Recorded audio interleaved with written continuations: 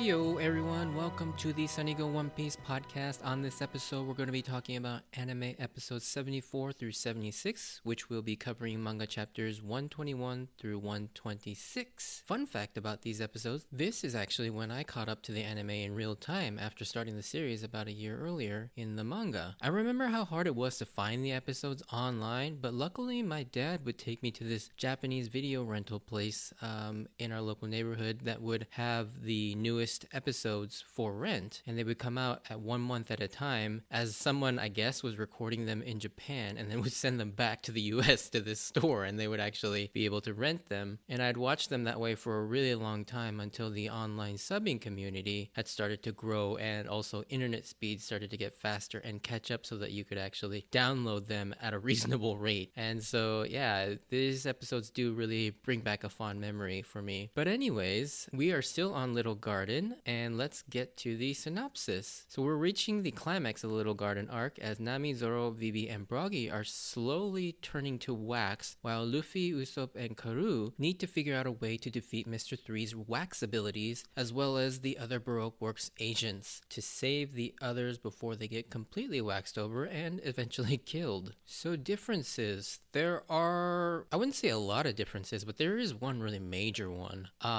So Broggy being restrained the second time after he breaks out by Mr. 3 is far more graphic in the manga. And so as Mr. 3 in the manga makes daggers out of the wax and just stabs Broggy's limbs, his hands and feet, just straight up. He doesn't cover his hands with wax like he does in the anime, and the layer of wax is gone so that it doesn't obscure the stab wounds. Instead, he makes wax daggers and they just go straight into his palms and his feet. And so it is pretty graphic, I will admit it, and I'm completely understand why they decided to change that up a bit. I mean, the essence of the scene is still the same, so it really doesn't matter. And another instance of sort of dampening the violence is that we also kind of get to see Zoro's legs spewing blood after the attempt to cut them off to escape, rather than in the anime you just see this sort of upshot of the blood running off the side of the Kando platform. And then kind of on a similar note, when Luffy gets the candle lock around his feet, instead of grabbing Broggy's helmet horn to spin around, instead in the manga he actually uses one of the daggers stuck inside Broggy's hand, causing a lot of pain instead of just making him dizzy in the anime. But beyond those two instances of sort of dampening the violence, the rest of the flow of the episode and the contents are very accurate to the manga. So jumping right into the episode, we begin with everybody captured or incapacitated, with Zoro, Nami, and Vivi being stuck on Mr. 3's candle service pillar, with the threat of them all being slowly turned into wax statues along with Broggy. This is actually a pretty horrific way to die when you think about it, just slowly losing control of your body and then just as slowly being suffocated. I mean, like, yikes. That is probably one of my worst nightmares. But even in the face of all this, we start to see the meaning and theme of what respect and honor between warriors is, which is what I believe the central theme of this arc is. And I like that even Zoro recognizes this and even begins to bond with Broggy immediately, as they both recognize that they have this proud warrior sensibility in each other. Then we get a scene that feels like just another scene, but I feel is really important and actually really great. And it's this scene of Karoo trying to dig up Luffy so that he can rescue everyone else, including Vivi. See, up till now, Karoo has pretty much been a comedic sidekick pet character. But with this moment, Oda starts to set up and develop Karoo with some actual depth and agency. He has his own motivations and values. This, along with his defiance of ratting out Vivi to Mr. 5, really begins to show that Karoo is actually a hero and a pirate, just like all the other main characters, and he should be viewed as such. And I love that because Karoo has some really great moments later on in the story, not to spoil too much. But I never really picked up on this myself in my past rewatches of this, but this time I began to understand why I and so many people love Karoo independently of Vivi by the end of the entire Alabasta saga, is because of many small moments like this strewn about all the way leading up to the very end of the saga. This next scene is pretty brutal and probably one of the more graphic scenes in One Piece, even after they toned it down for the anime. And that is the scene of Broggy breaking out of his candle restraints to fight back, but is quickly subdued by Mr. 5 with his nose fancy cannons. Mr. 3, seeing that his initial restraints were just too weak, he opts to then cover Broggy's hands and feet with wax, then creates wax stakes and skewers Broggy's hands and feet into the ground. Like, ouch. I mean, and as I mentioned in the differences section, yeah, even this version is still pretty brutal. Now that the situation is looking pretty dire, Zoro decides that he'd rather go out fighting than helplessly being waxed over, because of course Zoro has to be a badass even while being captured. And he re-inspires Broggy and invites him to also fight back. And I love that Broggy has given so much respect to Zoro for his warrior spirit and even thanks him for reigniting his very own. They both commit to escaping at the cost of their own limbs. This is seriously one of the most badass things ever, especially how confident Zoro is, stating that he doesn't know how, but he'll figure something out even after cutting his own feet off, especially finding out later that he was 100% serious in this. But just at the last minute, Luffy, Usopp, and Karoo come bursting out of the jungle to save them all. Vivi immediately observed how much more calm all of a sudden Zoro and Nami have become at the sight of seeing Luffy and Usopp show up. I like that Vivi is seeing firsthand the unique dynamic the Straw Hats have and just how much trust they put in Luffy and each other to save them. However, this is when Nami notices the blood running from Zoro's legs, and we find out that Zoro actually did cut into his feet or his ankles halfway. Just how freaking serious he was about this plan. I mean, it's insane. Like, oh my god. And he's so nonchalant about it too, like he's not in pain. And yeah, it's almost like he just treats it like he just got a paper cut. It's crazy. But then we get another reason to love Zoro now that he's confident Luffy will save him. He decides to kind of relax a little bit, and on the off chance Luffy fails, he wants to make sure he's waxed over in a cool pose and strikes one where he's got his sword drawn above his head and his hands at his hip. This scene always gives me a chuckle. Like, I don't know what it is. I love these moments of like random levity in serious moments in One Piece. It's what makes the watching One Piece so fun, because no matter what is happening, there's always some form of comedy injected into a scene, except for maybe the really serious moments. But I mean, even though this scene is pretty much played for laughs, when you really look just slightly deeper, it actually reveals something really incredible. Zoro, who just a minute ago was not willing to die, even going so far as to cut his own feet off, has so much trust in Luffy that he's now okay with the risk of dying should Luffy fail. Like, think about that for a second. At this point, he's pretty confident Luffy will come out victorious, but should Luffy fail, it's almost as if he's saying his journey is over, because I think at some point, and even though this is pretty early on in the story, he's already shifted his own goals from becoming solely the greatest swordsman as the primary goal, but also making sure that Luffy becomes Pirate King has now superseded his own personal goals. At least that's how I'm reading this moment. It's a bit hard to talk about this any more than that without future spoilers, so I'm just gonna leave it at that for now. But upon rewatch, this scene really made me think about that sort of dynamic between Luffy and Zoro and their dreams. And now we finally get into the action with our first showdown of Luffy versus Mr. 3. And this fight is just another great showcase of Luffy's amazingly quick thinking and combat creativity, as he keeps turning every disadvantage Mr. 3 throws at him into an advantage. With him, anytime he gets candle lock, he just uses that as a weapon against Mr. 3. In addition, he uses the environment around him to his advantage as well when his mobility is hindered. And I love watching this because it makes Luffy's fights so damn fun and funny to watch, especially seeing these villains react in ways of just dumbfounded shock, as I'm sure they've never encountered someone who fights in such a weird and sometimes idiotic way. It's especially pronounced and funny seeing a villain like Mr. 3 who's so calculated and strategic about his engagements, and he sees his strategies and plans just go awry in the most dumbest fashion ever, and it's so funny to watch. Eventually Luffy gets the better of Mr. 3, and with Mr. 3 out of commission, Luffy turns his his attention to destroying the candle service pillar to save everyone, but all of a sudden, to everyone's shock, he doesn't want to. And we finally see why this mysterious and unassuming girl is paired with someone as high a rank as Mr. 3. And so Miss Goldenweek uses her special ability to somehow subdue Luffy. Now, this is a topic I've wanted to talk about for a while now. Miss Goldenweek's color trap ability. How does it work? This is something that's confused me the entire time I've been following this series. So the way it works is she paints a symbol using a specific color on her target or near the target to affect and control people through emotions. And each color is assigned a specific emotion. But I've always wondered, what makes this work?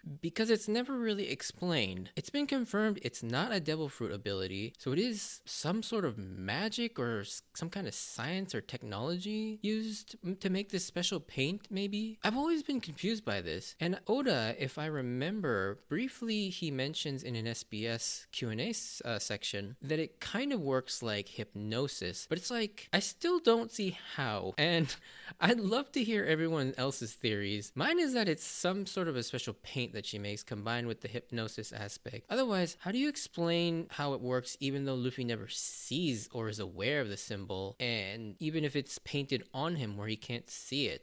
Because there are moments where he just doesn't notice that he's got paint on him, and yet he's somehow still hypnotized? So there's got to be something to the paint itself too, right? Or am I just misreading everything and this just, or maybe I'm just overthinking everything? But anyway, yeah, the colors trap thing always just kind of like, this ability makes no sense, but I'll just go along with it. Anyways, the quote-unquote fight is actually really funny, seeing Luffy struggle against this ability, especially since it's said that it works especially well on simple-minded people like Luffy himself. Seeing him struggle against the bullfight red is especially hilarious as he gears up for this massive Gomu Gomu no bazooka and then puts out this pathetic whimper and just shoots the ground with these like flimsy arms, not once but twice, and it's so funny to watch. We're left on an episode cliffhanger after cutting to Usopp and Karu running from Mr. 5 and Miss Valentine and coming back to the location to find that Zoro, Nami, and Vivi are all waxed over and Luffy just sitting there having tea under the spell of the soothing green from Miss Goldenweek. Usopp comes to the rescue with his quick thinking and burns off Luffy's shirt and the marking from Miss Goldenweek, but he also takes his usual beating from Miss Valentine and Mr. 5. Luffy does a lot of the heavy lifting here, but it's Usopp who's the MVP, I think, in getting rid of the colors trap and destroying the candle service pillar by having Karu run around and lay an oil-soaked rope everywhere so that he can set it on fire. I'm telling you folks, Usopp is really underrated. Even at this point in the story, he is a great asset to the crew, despite what many people think.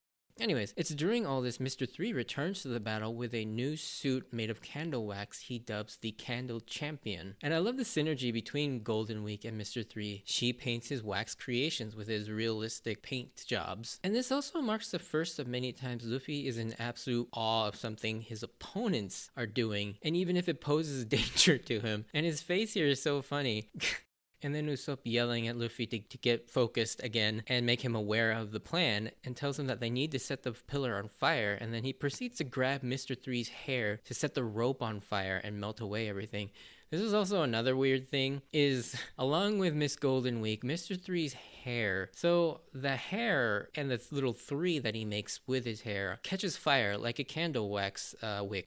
And I don't understand how this hair lights on fire and stays, lit without setting his entire head on fire. And then it also seems to gain intensity. I don't think this is a part of his devil fruit ability, but the fire gets more intense the more angry he gets or the more intense he gets. And then it also just sort of stays lit without burning up the rest of his head. I mean, again, I don't really question this. I just always found it as a weird thing. After everyone is set free, Usopp is about to be crushed by, or more beheaded by Miss Valentine, and Nami and Vivi save him in the nick of time now that they are free. I think this is the first bit of fan service creeping into the series with Nami in her bra. It's not too bad for now, but knowing what it becomes and how it progresses, I'm a little disappointed, but we don't really have to worry about this too much for a while, but yeah, it does start here, I feel like. Zoro again has another great moment to shine with his swift takedown of Mr. 5. And another fun fact here, he uses an onigiri while he's on fire and calls it a yaki onigiri. This is another fun Japanese wordplay on a food item. We all know that onigiri is translated as kind of demon slash, but it's also rice ball, and there actually is a dish called a yaki onigiri, which is a grilled rice ball, which I'm a big fan of. And so we have this double wordplay on different foods, and yeah, I'm just gonna keep pointing these out because I love the little double meanings of Zoro's moves. The end to this fight is a little anticlimactic and also has been a little strange to me. Something about it was always presented oddly, like there was more to this scene than meets the eye. It ends with Mr. 3 running into the forest with his candle champion all melted. He creates a bunch of wax copies of himself to trick Luffy with a snake attack, but Luffy correctly picks the right Mr. 3 and Gomu Gomu no stamps him in the face. As Mr. 3 goes unconscious, he asks how Luffy knew, and Luffy just flat out says, had a hunch, or in Japanese, it's more, he says instinct. And this was always such an abrupt and odd way to end the fight, and I know now that this may have been a small foreshadow or something, but even then I'm not sure. I'll talk about this moment a little bit more in the spoiler section. But yeah, something about this scene always just was strange to me. Anyways, to round these episodes off, we finally get to see what Sanji has been doing this whole time. And I'll be honest, the first time I read through this, I completely forgot about Sanji. But he has been on the ship waiting for everybody, but then decides to go out looking for the others after not seeing anyone for such a long time, and he accidentally stumbles on Mr. 3's hideout, and just then the Denden Mushi rings, and who's on the other end? None other than Mr. Zero Crocodile himself. And that's where the episode ends. Like, what a freaking cliffhanger! Sanji's about to talk to Mr. Zero. Before closing out this episode, we get a new ending theme here called Shochinosuke, which translates to That's a Fact, performed by Suite Shoujo. I always kind of forget about this ending theme as it only runs for 8 episodes, but I do like the song itself. However, it's just not that memorable. The animation is pretty boring with just a bunch of slick looking desktop backgrounds, is what I like to refer to them, of each crew member, with one notable inclusion of Miss All Sunday mouthing the line, "Forget about them." It's interesting they decided to put her in this ending theme, and I have my thoughts, but I'll save them for another time as they're a bit spoilery. The lyrics are pretty generic about perils of sailing on the high seas and working hard to overcome those and reach your ambitions. However, this is one of the endings I do enjoy listening to, as it has this high energy and cool rock vibe to it. But like I said, I often forget about this song due to its limited run and kind of genericness in most aspects of it. In closing, these were some really fun episodes, and they were really funny too, with some smaller, awesome moments, with each character getting a lot of cool bits to do. And with Zoro and Usopp, I think they really take the cake with these episodes. We don't really get much from Sanji, but based on that crazy cliffhanger, it looks like he's gonna have, a pretty big moment to shine in these next few episodes. Anyways, if you enjoyed this, send me a like or comment. And if you want to join me on this journey of rewatching One Piece, please consider subscribing. Check out my Instagram and Twitter account at SunnyGo Podcast if you want to get some updates on when I post new episodes or just see some pictures of One Piece stuff. Check those out. And as always, I wanted to thank you for taking the time to listen to this podcast, and stay tuned for a very, very small spoiler section. Just maybe 1-2 things that I wanted to point out. But yeah, I hope to see you on the next episode. Bye.